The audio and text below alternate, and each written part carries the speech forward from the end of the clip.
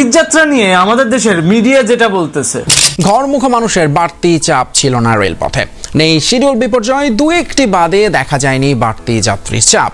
কিন্তু প্রকৃতপক্ষে বাস্তবতা যেটা, যদি আমাদের বেতন দেওয়া হতো তাহলে আমরা এই জায়গায় থাকতাম না, আমরা আমাদের সন্তান নিয়ে ঘরে ফিরে যেতাম ঈদ করার জন্য।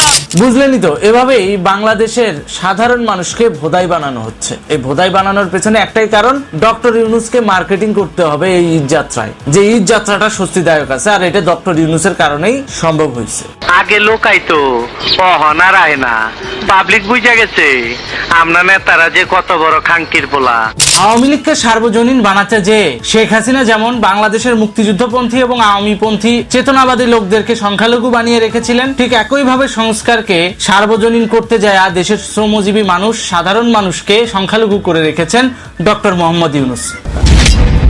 এর ভিতরে একটা জিনিসই ভালো হয়েছে, সেটা হচ্ছে ভোক্তা অধিকার সংরক্ষণ পরিষদ। ওরা পরিবহন খাতের নৈরাজ্য দমনে কাজ করতেছে। এই যে ভোক্তা অধিকার সংরক্ষণ পরিষদ, তারা যে গ্রাহকদের পক্ষে থেকে পরিবহন খাতের নৈরাজ্য দমনে কাজ করতেছে, এইটা নিঃসন্দেহে প্রশংসার দাবিদার। তবে এই ভোক্তা অধিকার সংরক্ষণ পরিষদকে এতটা সক্রিয় করেছিল কিন্তু আওয়ামী লীগ সরকার। তারই ধারাবাহিকতাটা বজায় রেখেই এখনো কাজ চলছে। তবে আওয়ামী লীগের কিছু সিন্ডিকেট, যারা আওয়ামী লীগের নেতাদেরকে পয়সা দিয়ে পরিচালনা করত, তাদের কারণে অনেক ক্ষেত্রে ভোক্তা অধিকার সংরক্ষণ পরিষদ এই পরিবহন নৈরাজ্যতে হাত দিতে পারে নাই। কিন্তু এখন এই মুহূর্তে এসে এই পরিবহন নৈরাজ্যতে তারা স্বাধীনভাবে কাজ করতে পারছে। এত কিছুর মাঝে এই একটা জিনিসই পজিটিভ।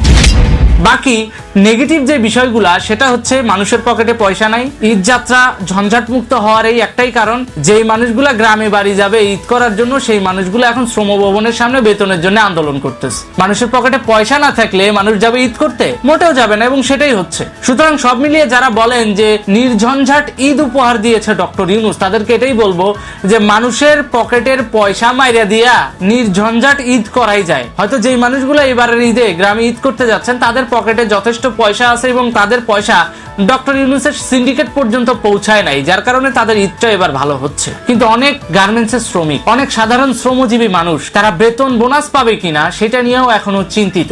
যদি আমাদের বেতন দেওয়া হতো তাহলে আমরা এই জায়গায় থাকতাম না, আমরা আমাদের সন্তান নিয়ে ঘরে ফিরে যেতাম ঈদ করার জন্য। প্রকৃতপক্ষে বাস্তবতা যেটা, এবার বেশ খানিকটা বদলে গেছে চিরচেনা ঈদ যাত্রা। শনিবার দিনভর সব ট্রেন ছেড়েছে নির্ধারিত সময়ে, ঘরমুখো মানুষের বাড়তি চাপ ছিল না রেলপথে।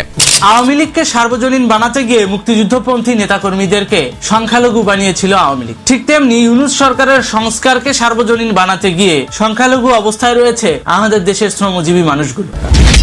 অর্থাৎ সংস্কারকে সার্বজনীন বানাইতে গিয়ে ডক্টর ইউনূস শ্রমজীবী মানুষগুলোকে সংখ্যালঘু বানিয়ে দিয়েছে। আর এখন সেই ধারাবাহিকতায় যখন শ্রমজীবী মানুষগুলো ঈদে বাড়ি ফিরতে পারতেছে না, খেটে খাওয়া মানুষদের পেটে লাথি পড়ছে এবং ঈদে ঘরে ফিরতে পারতেছে না, ব্যবসায়ীদের ব্যবসায় লস, তারা ঈদ করতে গ্রামে যেতে পারতেছে না, তো স্বভাবতই কি হবে, বাস ট্রেন এগুলো ফাঁকা পড়ে যাবে। এবং যারা বাড়ি যেতে পারবে তারা খুব সহজেই একটা সুশৃঙ্খল ভাবে বাড়তি চাপ ছাড়াই বাড়ি যাবে, এবং সেটাই হচ্ছে বর্তমান ঈদে। এইটাকে খুব সুন্দর করে মার্কেটিং করছে ইউনূসের অনলাইন গ্যাংরা। এই পেটুয়া বাহিনীরা এটা প্রচার করতেছে যে এখন ঈদ যাত্রা স্বস্তিদায়ক, অতিরিক্ত যাত্রী চাপ নেই। অতিরিক্ত যাত্রী চাপ থাকবে কিভাবে? পাবলিকের হাতে তো পয়সাই নাই। পাবলিকের কাছে যদি পয়সা না থাকে, বেড়াইতে যাবে, ঈদে বাড়ি যাবে? যাবে না তো। আপনার কাছে পয়সা না থাকলে কি আপনি ঘুরতে যান? যান না তো। ঠিক তেমনি সাধারণ মানুষের কাছে পয়সা নাই, তাই ঈদে বাড়ি যাওয়ার ইচ্ছাও নাই, যার কারণে বাস টার্মিনাল, ট্রেন স্টেশন এগুলাতে বাড়তি যাত্রীর চাপ আর এখন নাই।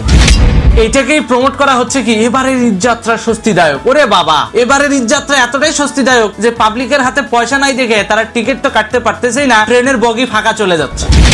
তো এই যে বাড়তি ঈদের যাত্রী চাপগুলো যে নাই, এটার পেছনে পাবলিকের অনীহাটা কোন জায়গায়? অনীহা এক জায়গায়, সেটা হলো পকেট ফাঁকা। শ্রমজীবী মানুষের কাছে টাকা নাই। যেই ব্যবসায়ীগুলা ঈদে বাড়ি যায় পরিবার নিয়ে ঈদ করে, তারাও আর গ্রামে যাচ্ছে না, কারণ ব্যবসার অবস্থা ভালো না। কবে জানি ব্যবসা গুটানো লাগে, ওরা আছে সেই চিন্তায়। যারা বাইং হাউসে চাকরি করে, যে বাইং হাউস গুলোতে অর্ডার ক্যান্সেল হয় নাই, যারা বিভিন্ন ফ্যাক্টরিতে চাকরি করে, যে ফ্যাক্টরি গুলোতে এখনো কাজ চলমান, ওই সমস্ত শ্রমিকরাই যাচ্ছে, ওই সমস্ত শ্রমজীবীরাই যাচ্ছে, কিন্তু সবাই কিন্তু যেতে পারছে না। সুতরাং বুঝতেই পারছেন, যারা ঈদ যাত্রা নিয়ে ডক্টর ইউনূসকে মাথায় তুলতেছেন, এত মাথায় তোলার কোনো কারণ নাই, কারণ পাবলিকের কাছে পয়সা নাই বলেই আজকে ঈদে যাত্রী চাপ কম। বাস টার্মিনাল গুলোতেও যাত্রী চাপ কম, ট্রেন স্টেশন গুলোতেও যাত্রী চাপ কম। সংস্কারকে সার্বজনীন করতে যায় যাদের পেটে লাথি দিয়েছে সেই মেজরিটিটা এত বেশি, যার কারণে ওই মানুষগুলো এইবার ঈদে বাড়ি যাচ্ছে না। আর সেই কারণেই বাস টার্মিনালে, ট্রেন স্টেশনে যাত্রী চাপ নাই।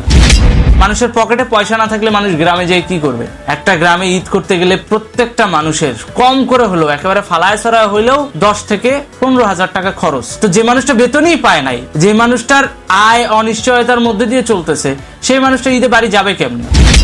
আওয়ামী লীগকে সার্বজনীন করতে যায় মুক্তিযুদ্ধপন্থী নেতাকর্মীদেরকে যেভাবে সংখ্যালঘু বানানো হয়েছিল, সংস্কারকে সার্বজনীন করতে যায় ডক্টর ইউনূস শ্রমজীবী মানুষকে এখন সংখ্যালঘু করে রেখে দিয়েছে, তাও পেটে ভাতে মারতেছে। এইটার জন্য কি ডক্টর ইউনূস বিচারের মুখোমুখি হবে না? এই যে শ্রমিকগুলো বেতন বোনাস ছাড়া ঈদ করতেছে, তাদের চোখের জলের দাম শীঘ্রই দিতে হবে, কারণ প্রকৃতির বিচার খুব দ্রুতই আসে।